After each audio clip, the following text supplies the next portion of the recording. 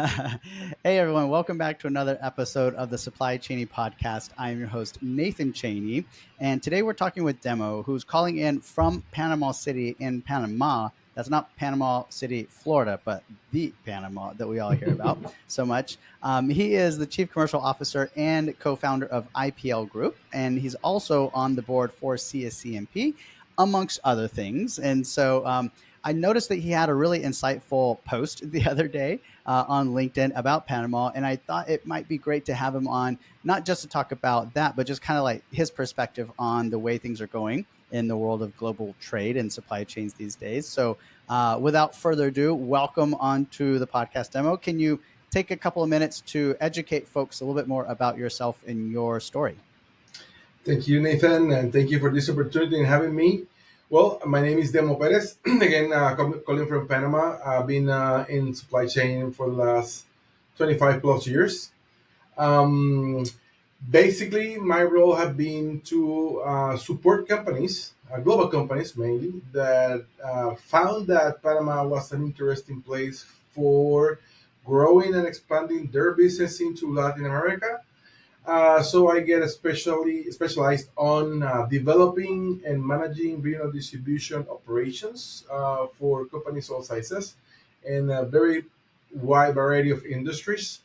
So I did that in the corporate side for close to 20 years. And 5 years ago, I decided to move forward and open and co-found IPL Group, which is a focused 3PL on mid-sized companies that again looks the same, but is a little difficult for them to find how Panama works because they don't have access to these global consultants and all these resources. So we found a way to support many companies, and I've been doing that for again for the last 5 years.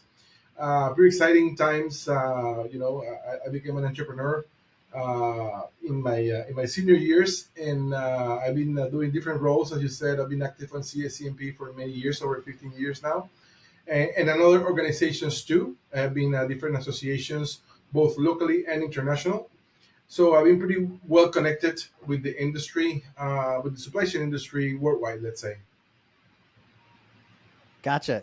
Yeah, I'm kind of scrolling through your profile here. I'm really interested to dig in and hear a little bit more about your career in the supply chain. But before we do that, I would like to kind of take a couple steps backward and Okay. understand who you are as a child and what your childhood was like and growing up, and was that in Panama? Yes. Yes. I'm born and raised in Panama and also educated in Panama. I came from a city called Chitre in the middle of country. I grew up there, and I never planned to work on supply chain or anything like that. I was supposed to be more related to agriculture and an engineer that I was supposed to become. But I ended up in logistics uh, without any plan again, just very serendipitously. Yeah, it's a long story, but yeah, I ended up in this world, and I learned to love the variety of cultures. I started my career on courier business, working for FedEx. Doing a lot of things there, and I've been since 1997, I think, when we started. So yeah, a lot of time on this, and a pretty exciting career on this, and still looking for more excitement. I see. What were some of those early experiences like? Do you kind of recall working for FedEx back then? That sounds like it might have been interesting. Well, I joined that operation because a relative won a contract as a delivery agent for FedEx, and he discovered that the contract he won was bigger than he thought. So he started calling friends and family to support him during the first weeks of establishing the company or reinforcing the company. So I came from my hometown for 2 weeks, and I stayed. Basically, I was driving trucks with packages from Panama City to the Atlantic side of Panama in the color free zone and delivering packages to the companies. So the most exciting part of that was that the Cologne Free Zone is a very interesting place because it's a melting pot of cultures. So I ended up learning that my customer in one door was a Jewish guy, and the next one was a Lebanese guy, and the next one was a Chinese guy and an Indian guy. So I start meeting people from all over the world, Chinese, Hong Kong, Vietnam, Taiwan, Singapore, all these countries or people that I never had any kind of contact before. So that allowed me to what I call it now a global citizen without leaving, the Cologne free zone. It was pretty interesting time. I learned a lot of cultures.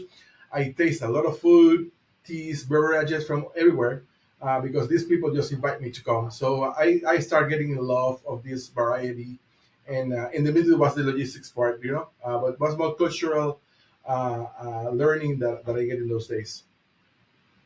That's really pretty cool. I've got a lot of podcast folks that come on, and they have these really foundational experiences in the industry, and a lot of them say, like once you kind of get in, you can't get out. It's like the mafia or something like that. But it seems like when you have the kind of experience that you did there, which was something that was unexpected, and you got to expand your horizons and your thought process and the way you see things. I'm sure that had a profound effect on you.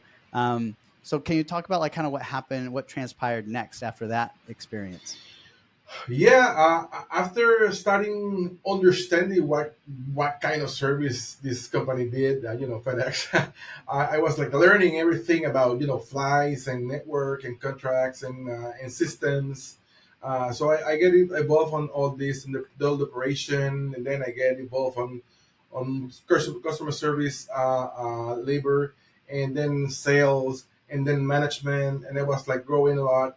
And then the company moves and expanded with another partner. Was a bigger company. Then we got the brand behind us, and like 6 years after, and you know what? Very interesting part.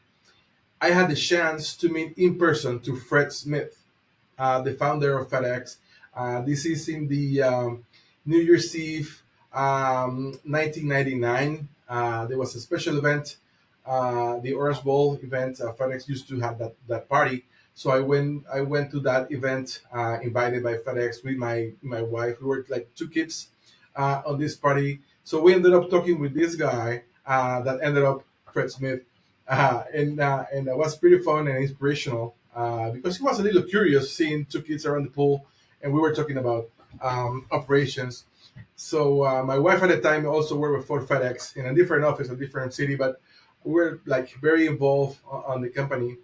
So after that, we moved. The company started doing other business with DHL, so I ended up doing operations for DHL Express, and then I moved to the warehousing part, and I ended up building a lot of business for the company, more towards warehousing and distribution. The company was owned by two other companies, major companies that was on the pharmaceutical 3PL business. So I start to developing a new division for mostly fast moving goods like shoes and furniture and other products. So yeah, was pretty interesting. I always was eager to learn and meet people and expand my network and expand my knowledge. I study a lot. I work a lot, very very hard to just to comply and to be at the same level all these executives coming in and out. So yeah, basically was working on network and studying a lot. I see. I see. That was you're probably in a pretty exclusive group of people there, at least in my network, probably that have actually met Fred Smith. For me, it's just this legendary figure that we learn about in business school that wrote the business plan for FedEx as a project for a class, and got like he's like a mythical object. I feel like for I have that everyone. picture. I have that picture with him in the pool. I need to find it, but we have it. Actually, I met his passed away mother. It was pretty fun. Long story. Well, so yeah. So the story just keeps getting richer and fuller as we go along. Let, where did you spend like kind of the most amount of time in your career? Well, mainly like working towards developing new things. It's mostly like, I can say that it's most consultative selling, helping companies to understand. Um, the most of the time I spend is like trying to teach how Panama works in the supply chain puzzle in Latin America. I have been working with executives from literally all over the world, wherever you can imagine, from Russia to Africa to Brazil to Australia, whatever. So companies understand, or executives understand this, how this works in a very different angles. It will depend on when they come from, how the corporate rules are, or what kind of industry is. So in that process of teaching this and learning how they think, my background in culture and different cultures helped me a lot, because I had to deal again with people from, learning how to work with, let's say, with Japanese executives or Chinese executives or Indian executives. It's nothing. You don't learn that in school, right? So it's only learned by experience. So for me, it was kind of easy because I was accustomed to that, and talking with these people. And I always I've been a guy that they study a lot. So before I sit down with a company, a potential customer, I study their company and all that. So that makes with the culture part was make it a little easier, all the conversations. So yeah, I spent a lot of time on that, and I still do the same, um, especially these days. But we'll talk about it later. Interesting. I always love when people can do something later on in their life, in their career, using skills and experiences that they actually had early on, not realizing that they'd be able to extract the learning and can and leverage that experience that they had no intent on, right? And it's Yeah. always fun to see that repeat itself over and over and over, which I think is part of the human experience Yes. taking your experiences and things that you've done and progressing on it and using it as you continue. Um, can you said you like to study, that I feel like you're a thinker. And so I think a really great question I would like to ask someone like you is, do you have a particular quote that you kind of like live by, that you use to kind of guide, when things are tough or when things are good? What do you have, one of those go-to quotes? Well, let me tell you this. I'm a particular, let's say, I can say, follower now of Tony Robbins. I have been on his events, and I learned how to use his teachings and his quotes to empower myself in many of the activities I do. I have a transformative experience years ago, before leaving my corporate side and becoming an entrepreneur. So there are several, but the one that probably I like the most is that the power of living is giving, right? For me, that's pretty. I feel it like I read it myself. I wrote it myself, because for me that's very important. So yeah, I can say there are several and quotes that, depending on the situation, depending on the reality I'm living at the moment, I can use it. Sometimes I get like uh, out of his teachings, but they come back because I combine it with other guys like him, right? Just to guide me in this road. But yeah, I can say that this is like my one of my actual gurus on the thinking part. I see. I see. I like it. You mentioned a while ago about how you didn't quite start your entrepreneurial journey until a little bit later in your career, and I kind of feel similar as well. I always kind of felt like, we see a lot of these like 20-year-olds that go on and create multi-billion-dollar unicorn software tech companies before, they barely have their driver's license. And so for some time I kind of felt like, maybe I'm missing something. Maybe I'm not capable of that. But what I've realized is that everyone kind of arrives at that point in their career at a different time. And just because very, these really, really successful mega, tech entrepreneurs make the headlines. It's actually, I think it is typical that typically entrepreneurs are people that have worked for a while, built an expertise and built a network. And then so that over when you're ready to step out on your own, it's much easier because you have such a large network and experience. How has that experience been like for you? Well, I need to admit that since I was a kid, I really liked to do business. I came from a family. Part of my family, they are teachers. From my great grandfather, my mother, they are teachers. So I get that on my veins, the education. And but the other side of my family is entrepreneurs. So they build several businesses, and I start working as a very young guy, very young kid, let's say. I did, many intents to build business, from selling insurance to having a bar to selling stuff. Yeah, and I used to work for my father in a we had a hardware store in my hometown. So I always been like, on that. But after working on a big company or a company, that entrepreneur spirit always was in me, developing new businesses and doing different things. I have the chance to do it. I have been lucky enough to that my business allow me to do something new, or they allow me to build new businesses or create things. So that was, I believe, one of the reasons, or some of the reasons I did it well in that period, because I was always looking for new things, not just sitting down and waiting for something to come. So I was developing different things. So the moment I decided to change, I was 48 at the time. I decided to jump out. It was pretty tough, of course. I was at the top of the ladder in that company. The team, the everything I had, and then start from scratch. It wasn't the easy part, and we need to take into consideration that IPL opened doors on January the 6th, 2020. So 2 months later, you know what happened, right? So that was probably the best moment in history to open a new company.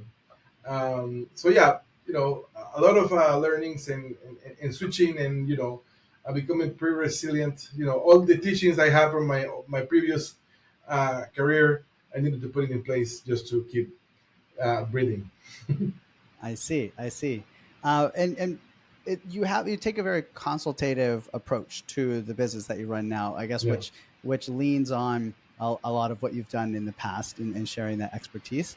Um, One thing that I've noticed, kind of looking at your profile, you've been part of a lot of boards and you've contributed a lot. Can you talk a little bit about what that experience is like and kind of what you get out of it, or what you try to give when you participate in a board? Yeah, the boards I have, actually I'm participating in some, is mostly is not are not like company boards, are organization boards that I support, somehow related to business or to any logistics activity. When I try to bring my experience in my field, to grow that organization, to help the executive of that organization. Now I belong to a very cool board. It's called CBA, the Cambridge Business Association. It's mainly in Latin America, which is it's like a thinker, like a think tank board, and very cool. We share a lot of ideas.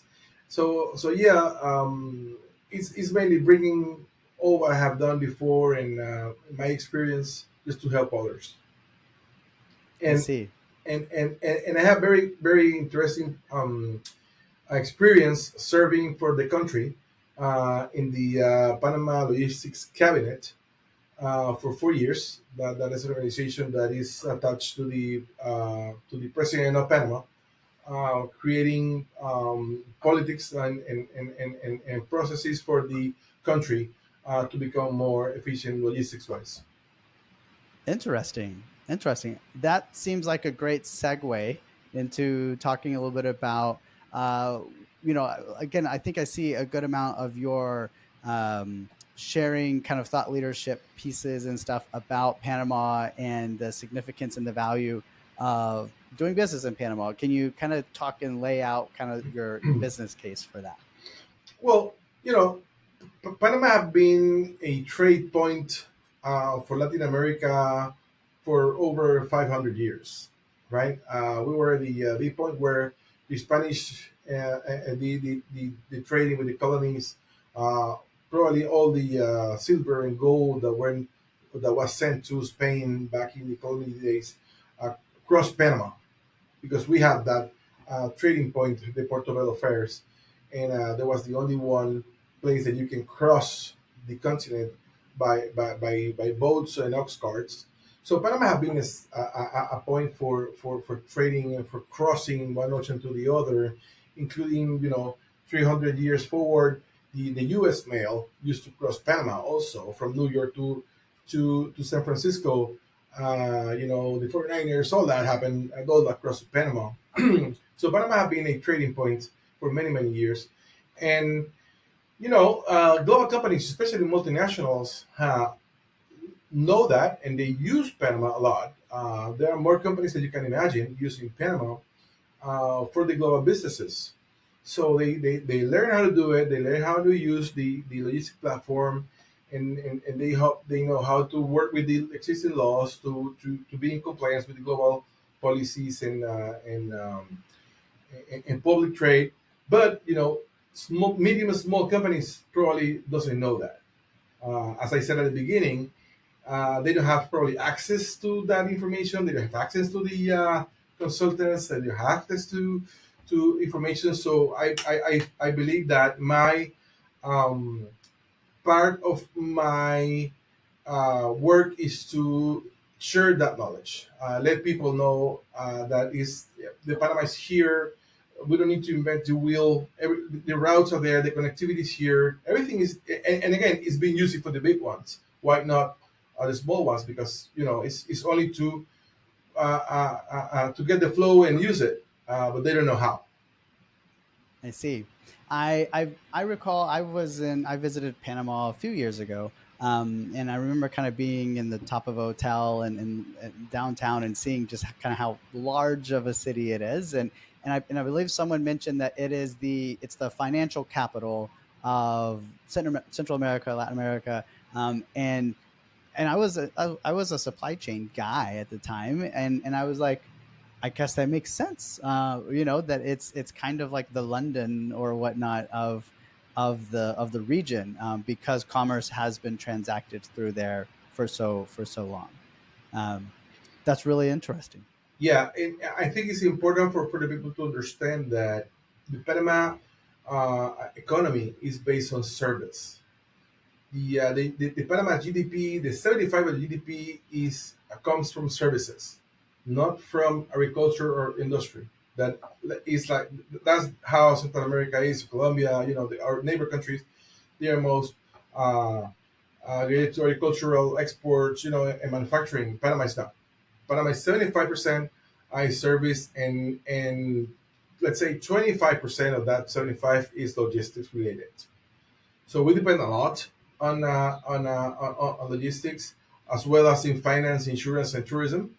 You will find, there is a special economic regime for multinationals to establish regional distribution, or sorry, regional headquarters in Panama. So you will find over 185 multinationals with operating offices here.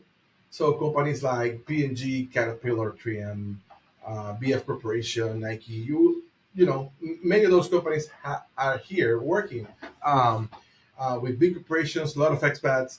But again, for a small medium company, that's probably not possible um, to do it. But the big ones, they already know, and they already pay for those consultant services, and they know how to work, and they're using it, as well as the connectivity. One of the most important things about Panama is not only the maritime connectivity, the post you saw recently, is because air connectivity, because we have a local airlines called Copa, and with these airlines, we can have flights, daily flights from Toronto to Buenos Aires, Argentina. So all the continent is can be reached daily from Panama. So all these executives are traveling north and south, or central or Caribbean, out of Panama. So it's a hub for people too. Beside the cargo hub, is for people, and also there is a big banking center. We have a lot of international banks, and of course legal services. So on the logistics side, clearly there's it's because of the canal. There's a major. It's just like a toll road, I guess, to transverse through. But I suppose that because shipping lanes already pass through, it's a natural point to also pick up and drop off cargo on lanes that are already kind of being traveled frequently. Like, how does that work on the physical side? Well, the thing is that not all the cargoes cross the canal with the ships. Many of the cargoes or the containers are all loaded when the ship hit a port in the Panama Canal. It could be Atlantic or Pacific, because those containers, for example, coming from China, uh, could come in a ship that stops in Panama, but the end destination of that container could be like Peru, or could be like, I don't know, Honduras. So those containers are downloaded in Panama, and then those, like we call them mother ships, and they will get feeder ships and small ones that will be reaching the islands or the other countries in Central America. So this is we call the transshipment. Panama is a transshipment center, because again, many of those containers are dropped, and all those containers, the ships basically up and down containers, depending on destinations, because the ships is going right. There are over 150 countries. I think it's more 170 countries that you can reach directly out of Panama by boat. So all those containers are, moved. Panama moves a year 8 point, I think it's 8.4 million TUs a year, and we are like 4 million people in the country. So it's a lot of container moves. Um, in Panama as a market, you probably remember that Panama is a very small country. We're not the big economy, nothing like that, but we're a center of logistics, commerce, and banking, and all that. Everything happened over here, and of course, the backbone of all that is the Panama Canal. Let's maybe we can put on your news anchor hat for a second. Could you give us a couple of updates? I know that in the recent history there was some news about the lake levels being low and it creating some challenges for certain type ships to be able to. Can you kind of give us an update of where things are at on that? Yeah, since October last year, water levels start becoming back to normal. Currently, we are over the minimum, the normal levels of the canal, because raining is it's pretty heavy these days. What happened was that the canal was affected by El Nino. You know how that works. There are parts or cycles all the time that rains could be is El Nino or La Nina. There could be up and down in the levels. On 2023, rain started very late on the year. So the lake, the Liga 2, that is the main water reservoir of the canal, the levels were going down. So the canal had to reduce the amount of transits, because every transit we're basically throwing away thousands of gallons of water to the ocean. So they need to restrict that to keep the levels just for the minimum operation. So was a lot of misunderstanding. That's some, for example, in the beginning of 2024, I spent hours and hours explaining this. So what happened? Because people say, the canal is dry. It's not dry. Let me just explain that. But currently, we don't see any issues for the rest of 2025, and probably not on 2026. But sure, in a couple of years, we can face again those rain levels going down again.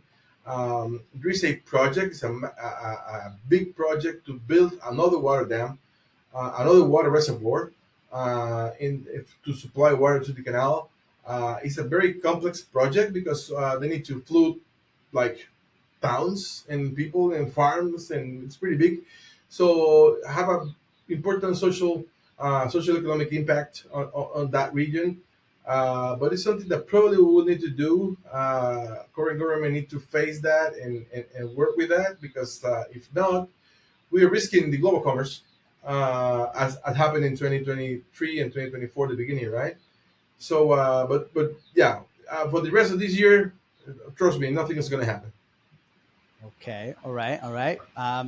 Other I think newsable news by item here is here in the U.S. Well, we've been in this new administration for not too long. I guess just a little over 100 days. But the Panama Canal was making the news headlines there for a minute, regarding the U.S. wanting to take back over control or this and that. Is that can you give us an update on that there at the ground level? Well, all what was have been said is partially right, because we have like two canals, let's say. One, of course, was built back in 1940, 14, sorry, was inaugurated. That was built by the U.S. government and the Marine Corps engineers. But the actual expanded canal, where the big ships are using, was not built by the U.S. Was built by Panama, and we built it with our own money, and actually we are about to pay that. That expansion was open on 2016, and I learned last week that we only owe like 300 million from a 5.5 billion dollar project. So Panama have been doing well, and we have a neutrality agreement that is in the treaty, and the neutrality of the Panama Canal is non-negotiable. So yeah, we learn, or we hear about the mixed realities about Chinese owning the canal, and only at the end that speech is reducing now. You don't hear that. So at the beginning it was pretty hot. Yeah. Yeah. So now it's not that. The noise I believe is left back, and we're getting back to normal, and Okay. we hope that. Yeah, yeah, yeah. I mean, that's it's funny how you mentioned that you kind of have to spend a fair amount of time just educating and explaining and presenting the facts about things and whatnot, just to get a level foundation to work from and then build from there. Can you talk a little bit about I know you from CSCMP, so maybe we can make a quick plug there about what your role is like there, and like maybe kind of how you leverage that participation, for your professional life. Okay, so before we jump on that, I need to tell you that the reason why I spend a lot of time like teaching and consulting people on this topic is because in my business on rental warehousing, the basics of my business is confidence. So my customer need to understand exactly what is going on here. They need to feel safe. They need to understand exactly how everything works. Just because they deliver to me their inventory, their assets. So it's very very important and very uh, tricky part if you don't understand how everything is going on. So I spend a lot of time on that, delivering or giving the message of their products will be in good hands. Let's say. So yeah, CSCMP have been an important part of my development. I joined CSCMP probably in 2009. I have met incredible people during all these years, going to the events, receiving a group of students and professors. And to be honest, if I can, if I need to tell you that I have been getting any economic benefit in my business, it's not. But in my personal growth, yes, a lot. So CSMP is all about growth, right? And having a good network and professionals. We met each other last year in Nashville, and in that event, I met someone, a guy from an executive from a U.S. company. They didn't have any business related in Panama or Latin America, but this guy have his son was exploring some business in this region. So he, we exchanged business cards. He called me, hey, can you give an appointment to my son? Yeah, they ended up doing the business here. So I had the chance to guide them a little, and we met, having a coffee in some of the events, and that kind of story have been. There are many, many, many stories in years. All the people I met in this marvelous organization. Currently, I'm not serving the board directly. I'm supporting the board now because the Latin American development is I'm still supporting, of course, but which the organization was changed a little. Now we have one international member of the board, which is Len Panet, who is based in the UK. So, but I report to Len now, and I still trying to support.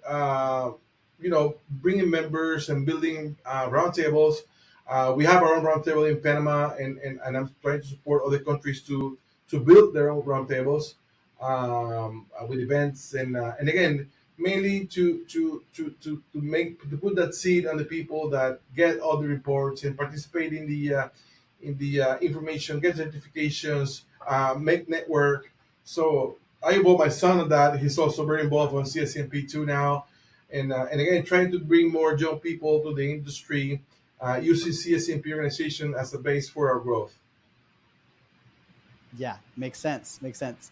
I think it's really interesting how all the organizations, CSCMP and everyone, seems to be getting a little bit more visibility and publicity these days. I think even Mark Baxa has been quoted and included on CNBC and MSNBC, like sort of news stuff, because supply chain in general is now the headline every day. And so I talk to so many people who say, "Oh, now my friends and my family know what I do as a result of everything." Right? Like My everyone has exam. this. Yes. And so yeah, it's nice. It's some validation. Not that we needed our friends and family to understand what we do, but it is nice that people can be like, oh, okay, that's interesting. And now of course it's a double edged sword, because now anytime there's anything wrong, everyone is a supply chain expert now, and can weigh in and has an opinion. So. Well, hey, Demo, thanks for coming on. Before we part for today's episode, is there any other sort of last comments or thoughts that you would like to leave the listeners with? Well, Latin America is a pretty complex business environment, but there are ways to make it easier and to uh, finding the right partner in this region is the key of doing well or having a big problem. Um, so my advice always is research a lot and try to find peers that can guide you well. There is I have seen let's say the last year, especially the last months, a special interest on developing new business in Latin America. Of course, Panama is a great starting point for that. But yeah, my advice will be to try to find the right people to guide you and always I'm pretty reachable through LinkedIn. I try to be there at least once or two times a day, just answering messages and all that. So if anyone needs something to all your audience that probably need to understand how these things works in this part of the world. Awesome. Excellent. Well, thanks for taking a little bit of time and educating me and the audience a little bit on Panama.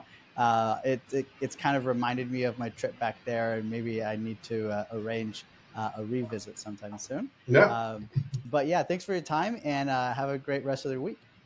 thank you, man. Thank you for the opportunity and a happy week for the for all your audience.